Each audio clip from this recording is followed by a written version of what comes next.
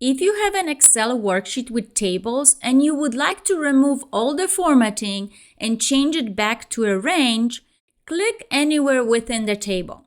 Then go to Table on the ribbon. You will see a Convert to Range option there.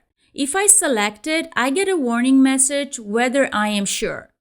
Now the table has been converted to a range, but it still looks like an Excel table and would require me to manually now have to remove all the formatting. So before I select the Convert to a Range option, I will select the arrow for more styling options and scroll down to Clear. This removes the styling from the table now, but it is still a table. So now I have to still select the Convert to Range option. So in summary, clear the formatting first, then use the Convert to Range option.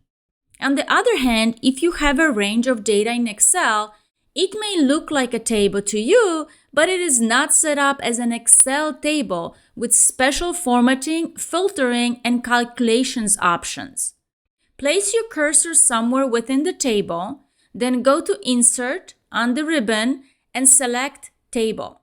Excel will detect the range of your data, but if it is not accurate, you can manually specify the range and click OK.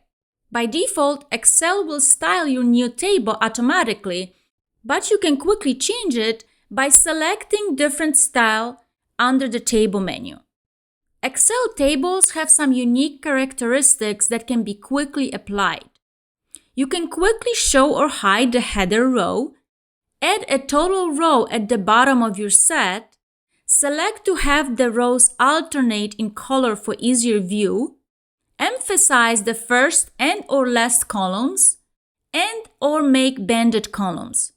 Finally, you can automatically apply filters to your table and then use them as you normally would. Once you add a total row to a table, Excel gives you an AutoSum drop-down list to select from functions such as sum, average, count, and so on. When you select one of these options, the table will automatically convert them to a subtotal function, which by default will ignore rows that have been hidden with a filter. Thanks so much for watching.